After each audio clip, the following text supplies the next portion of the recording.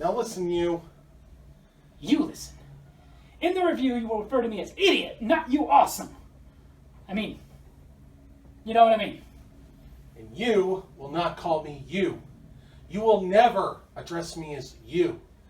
You will call me a royal princess. Yeah, okay, done. Hot dog. They are Joshua, and they are David, and they are brothers, not lovers. Hi, I'm Davey, and I'm awesome. And this is Josh, the royal princess. We really need to change that opening bit.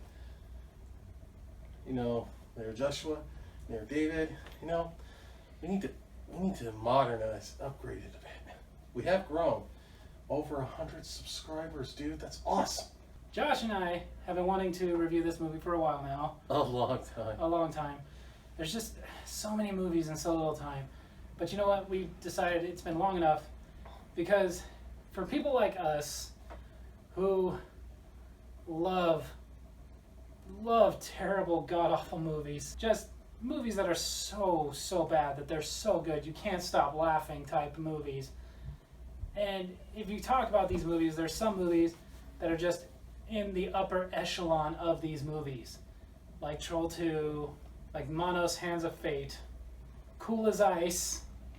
That Frogtown sequel. I don't know if I'd put that one in there, but one movie that I would say would have to be in the top 5 best worst movies ever. Samurai Cop. He's a cop who's a samurai. Huh? This movie was made in 1991, and it was directed by Amir Shervin, who also wrote it. Now, this movie is one of the few movies you can say literally did not have a budget. Like, when you try to look up what the budget was, it doesn't exist. There was no budget. He just, whatever he could get at the moment, he put in there, and he used it. And it ended up grossing in the box office a little over $300,000. So I don't know how much they spent on it, but I can tell you, guarantee it wasn't that. No. So they made a profit. Yeah, it was definitely successful in numbers. Yeah, well, that's just what they say, is if it makes any profit, then it's a success. And so there you go, Samurai Cop was a success. And this film didn't really have a lot of distribution, so the only credits I can give that is Hollywood Royal Pictures. The film opens with music that sounds like it was made in the 80s for 80s style video games.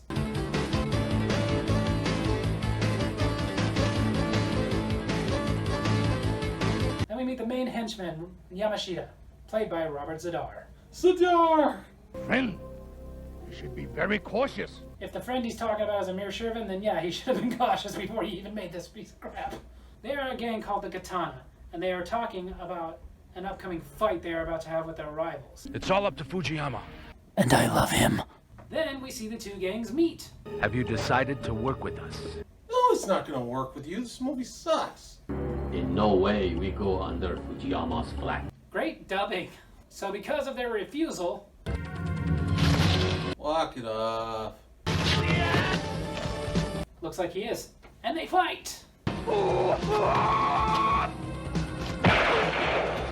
I forgot bullocks exist. Then we meet Joe Marshall, the Samurai Cop, played by Matthew Kaddaras, but he's credited as Matt Hammond. But then again, would you really want to use your real name in this movie?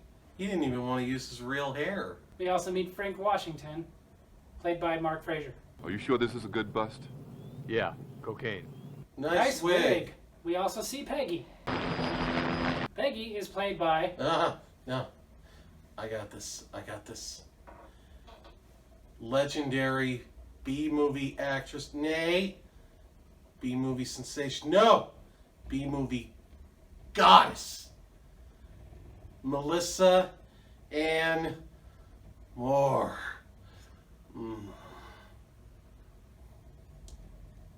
Judging by the movies I've seen her in, you can't see anymore. Now, some stock footage. And more stock footage. And more stock footage. Not the bees! Ah! I meant their stock footage, not yours. Sorry. Then, after Peggy finds the van that Joe and Frank were looking for, her and Joe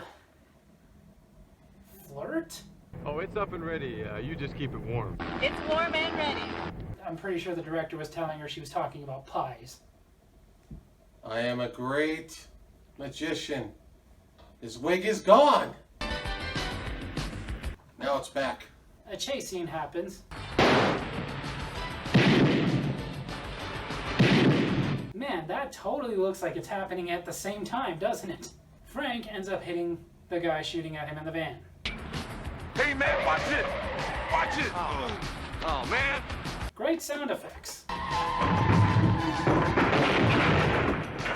Well, that happened. I really don't feel like that should have made it explode, though. Then this happened. Come on, man, roll, put the blanket on it. That's it. Is it weird that he looks more annoyed than in pain? Good job, guys. Cause for a celebration. Yeah, great job. He didn't recover any of the drugs, and the only living suspect is in very critical condition. You should go celebrate. You got it. I'll see you back at your place. She's in the helicopter. They're on the ground. He's not even speaking into the radio. How would she hear that? She wouldn't. Back at Katana headquarters, His real name is Joe Marshall. They call him Samurai. he subscribes to his blog. Yamashita tells Fujiyama, his boss, all about the Samurai Cop. How he's trained by masters in Japan, because they had to get that cliche in there somehow. And how he was a part of the San Diego Police Department, but got transferred up there to San Francisco to take care of this gang, the Katana. But Fujiyama has to ask Yamashita, if this guy is samurai, then what does that make you? Someone who loves you. Now Fujiyama has to decide about the henchman who's in the hospital in the burn ward. I want his head on this piano. Yeah, movie DAs wouldn't find it if it were right there in plain sight. He says the reason he wants his head on that piano is because he wants to make an example of what happens if you fail him. Burning alive is not punishment enough? Guess not. I will bring you his head and I will place it on your piano. I know the real samurai is here. I needed to hear you say that. Joe and Frank go to talk to that burned henchman, and Joe bumps into the nurse. Do you like what you see? I love what I see. Yeah. He does like what he sees, and this is one of those very legendary clips of this movie. Like, it's all over the place. We're not going to show you the whole scene, because I can't, but I definitely suggest that you go and look up Samurai Cop talking to the nurse and see the whole scene. But even though I can't show you the whole scene, what I can show you out of this ridiculous flirting scene is the goofy faces that Frank makes.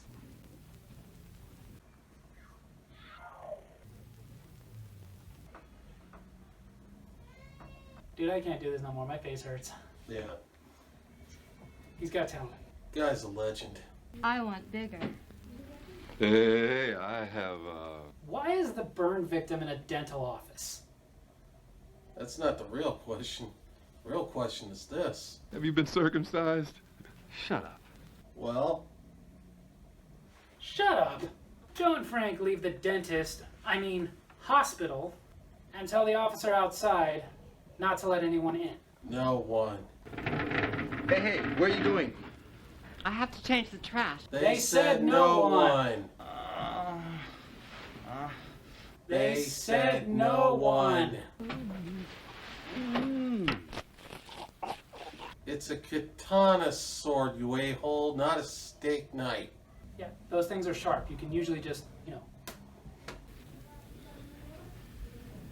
Oh my god. They said no one. Then Yamashita and female henchwoman, That's how she's cast, isn't she?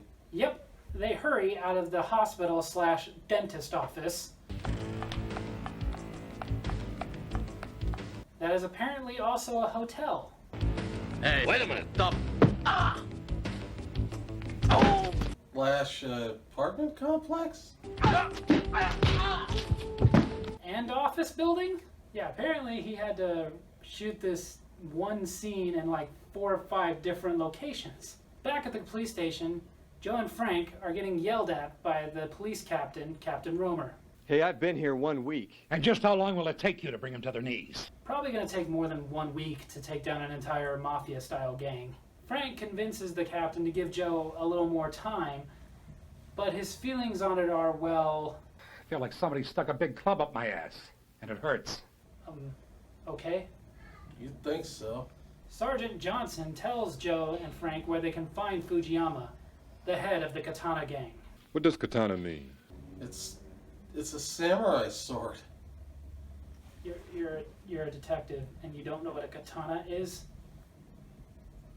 Like, you've never read a book or watched a single, like, Japanese ninja movie? Nothing? So they head over to a restaurant to talk to Fujiyama. Who are you? I'm a cop. And I've got my own hair. Then Joe has his monologue. We respect the Japanese of this country, who are honest businessmen.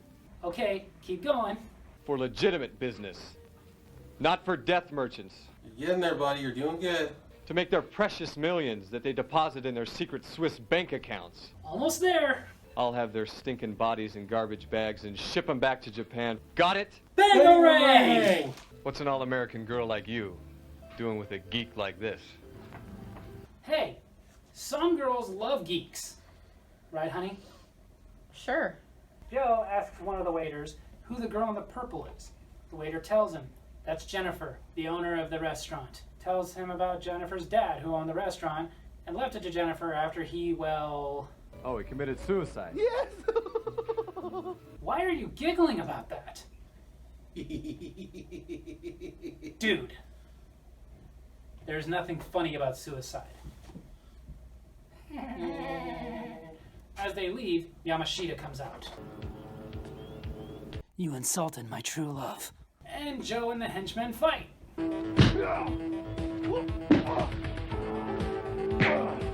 That's what you get for that hairstyle. A lot of diversity in this Yakuza. Yeah. But luckily for that guy, he had a katana in his truck. Dang, I keep forgetting bullets are there. Leave him alone. Uncuff him. He means it too. Fantastic! Yes. Yamashita pulls out an Uzi and starts shooting at the cops, but he only kills his own men.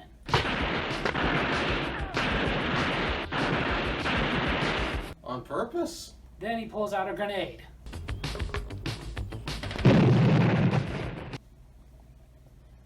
What? No. Meh. Frank says the captain is gonna burn his butt for this. Charcoal black. It is black. Right on. In the 90s, I guess this is what they called cultural unity. At the station, Tony, Mr. Fujiyama's lawyer, warns the captain that if they don't leave Mr. Fujiyama alone, he may have to sue them. You get your ass out of my office, or you'll have to go to surgery to get my foot out of it. Why is he so obsessed with butts? Joe goes back to the restaurant to ask out Jennifer, not interrogate her, even though the conversation drifts to not only how her father killed himself, but how her and her mother were left in a lot of debt that Mr. Fujiyama graciously paid off. She doesn't know what Mr. Fujiyama does, what his business is, and she doesn't want to know. Sure. Joe goes downstairs and there are some guys waiting for him. Next time, swing the bat at him. Don't just twirl it all fancy-like. Joe chases one of those guys down and demands to know who sent them. If you tell me who hired you, I'll get him. Okamura! He's the little bald guy from the beginning. They get an address and they all show up, but Frank says if they're wrong, the captain's gonna cut off his... Captain Winky! Dude, I'm right here. Why couldn't you just have me say it? Peggy says... Let's use it before you lose it. Peggy's kind of a slut. They find Nakamura and he runs off. When Joe catches up to him though, he challenges Joe to a hand-to-hand fight. Okay. Hey, look. His wig is back. Almost. But Joe, of course, wins. Watch his arm, I might have broke it. And he also got his hair back. But then... Well, well, you don't have to worry about his arm anymore. Fujiyama calls in some New York gangsters to come help take care of this situation with the samurai cop. Freeze. And then it immediately goes to a love scene with Yamashita and female henchwoman. Unbelievable. She's enough of a nice girl that she'll take off her clothes for this whole scene, and we're talking full frontal, yet they can't give her a name. Well, to be fair, apparently the director did give her an entire bottle of wine because she was so nervous about doing this scene in the first place, to loosen her up. But yes, we can't show the scene for obvious reasons, but I can show you the end of it. Yeah, boss. I was just thinking about you. Then we see Joe, who just finished killing a bunch of guys, and instead of like filling out police reports or something, went and put a suit on and decided to wait outside of a church for Jennifer to come out so he could invite her over to his house. Is this your house? Yeah, I own it. And this gets back to Fujiyama. She left with the cop. God, I wish I was that cigarette. Fujiyama makes a decision. Kill him. My pleasure. Now slap my nipples and call me an old lady. Back to Joe and Jennifer. How did you know I'd come home with you? Because it's a cliche. Yamashita goes to Sergeant Johnson's house. They want to know where the samurai cop lives. Sergeant Johnson doesn't know, so they want to know where some of the other cops live. Oh, please don't hurt my wife. Damn you! They run him through, but they don't kill him. They just head over to Peggy's house. Sally! That's okay, dude. She had a part in this movie. She was already dead inside. Back to Joe. How does he have a house like that on the beach on a cop's salary? Okay, so this leads to a lot of questions. So, he got her to come over for some random lunch. She had no idea she was going to go swimming. Where did she get the bikini? Like, does she keep one in her purse just on the off chance that she actually might go swimming? Did he have them stashed at his house? And if so, why did he have them in his house? Is it an ex-girlfriend that she just left behind and she happened to be the same size as her? Is he the kind of guy that can look at you, guess your size accurately, and just pick one out for you? Or does he have like a closet full of a bunch of different swimsuits for girls to pick out if they come over and want to go swimming? And did she just pick that one out of several different types of thong bikinis? And if so, does he have matching banana hammocks for all of them? And did she ask him at all if he had anything other than thong bikinis? No! A couple of get off me. Don't touch me. A couple of gangsters go to Frank's. What do you want? I can kill you now, or I can relieve you of this gift. Seriously, I can't tell if he's jealous, racist, or more possibly aroused. But Frank ends up getting the upper hand. Yeah! That's what you get for trying to cut off his Captain Winky! Seriously, dude. Right here. Back to Joe and Jennifer.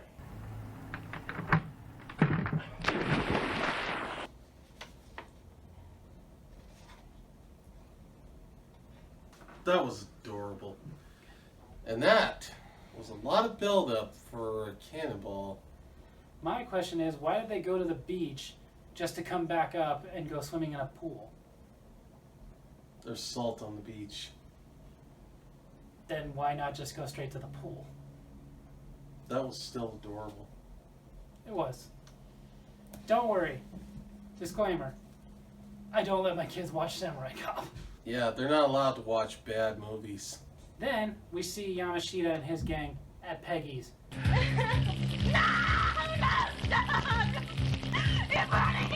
He knows. After he finishes torturing her by pouring that oil on her, she finally tells him Joe's address. Dude, she told you what you wanted to know. And I want an omelet.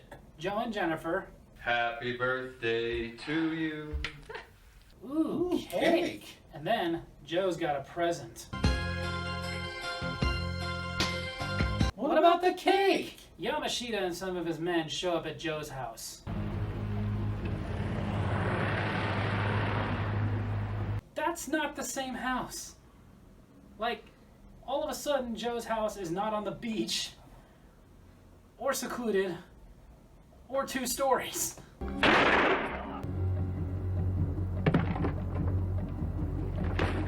Well, it's still a better dive than Jennifer. I give that one a 10. That's this many. Eventually, Joe and Jennifer escape. Hi, Mom. You're really gonna just talk to your mom like somebody didn't just try to kill you? Because I'm in love. She's in love with Joe, and Joe is in love with her. But Fujiyama is also in love with her. But Yamashita is clearly in love with Fujiyama. But female henchwoman is in love with Yamashita. Like the sands of the hourglass, these are the days of our lives. Joe and Frank decide it's time to end this. But Frank uses a different route. Why did you come under? I'm an undercover cop. Bada bing! Look, the wig is back. You know, all this filming they did during the daytime makes me think they didn't have any budget for lighting. Oh, I didn't want to fall there. They finally get to Fujiyama. Drop your gun, or your sweetheart will be dead. Is she even there? Fujiyama tells them that he just wants to leave the country, so if they drop their guns and let him leave, he won't kill her. Well, gee golly, he lied, but it's okay. Frank was wearing a bulletproof vest. What if he had shot him in the face? What if he had shot you in the face? We don't care if you get it. But now they have to get Yamashita. They get to his home and Joe immediately squares off with a henchman. Frank's not a samurai. Female henchwoman! She was such an important, integral character. Joe and Yamashita finally face off. You killed my one true love. Yes, they killed his true love. Not her. Joe is ready too. Now he's got his hair back, and he's pissed. What the hell was that?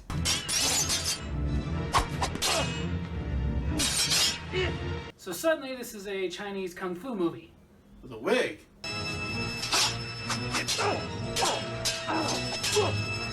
After more of this goofy fighting, Joe finally wins. You lost.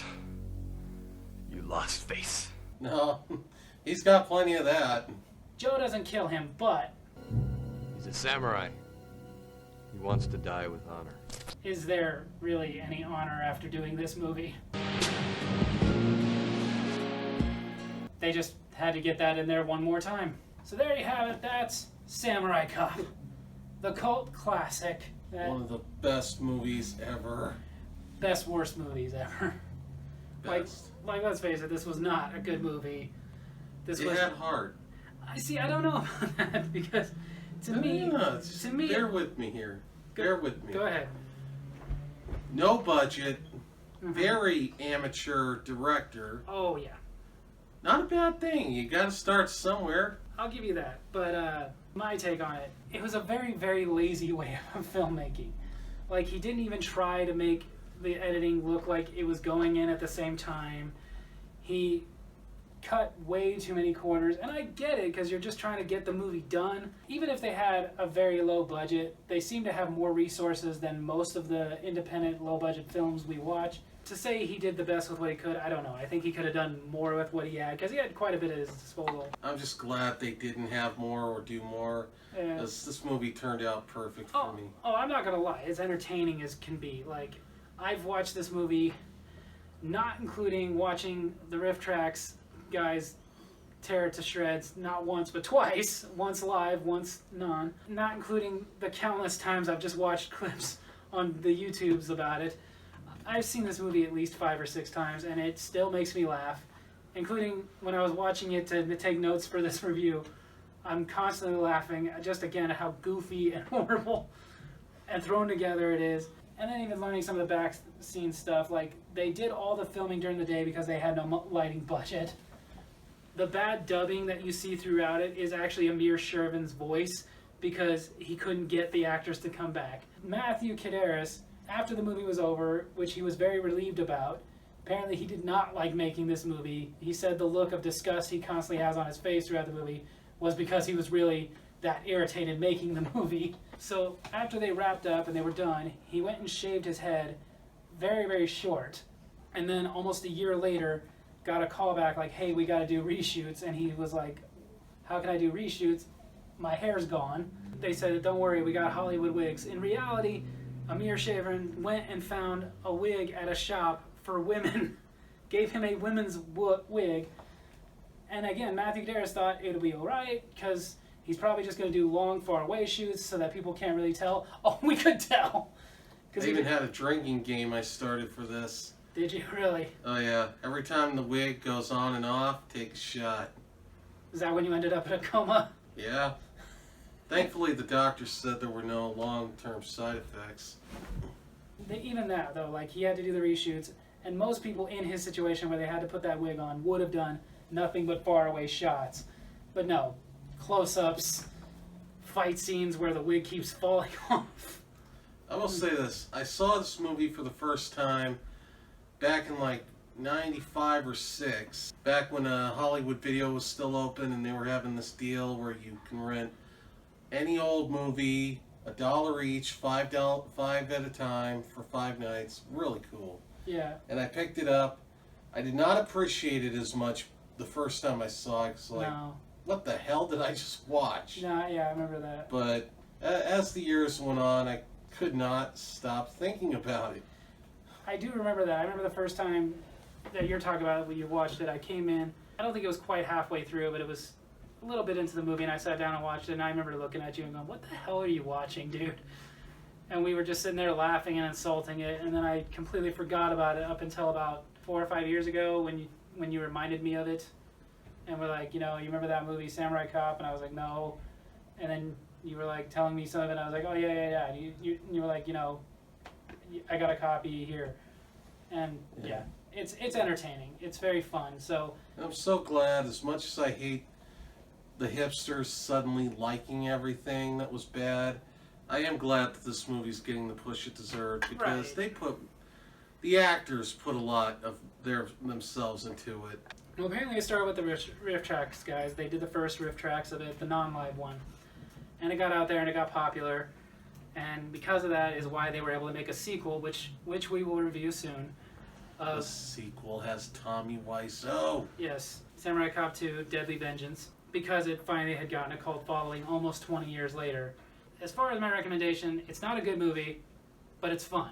It's fun to watch, especially get together with your friends, watch it, laugh at how hilariously bad it is. But drink a few beers. Right. But ultimately, it's a fun night watching this movie. It's a must-have, yes. Yes. So there you have it. That's Samurai Cop. Hope you guys enjoyed this review, and if you did, hit like, hit subscribe, hit that little bell so you get notifications for when we post new videos, and leave a comment. Tell us what you think of Samurai Cop. You too, Ken Lindsay. Yeah. Almost got through a video without you doing that. Love you guys.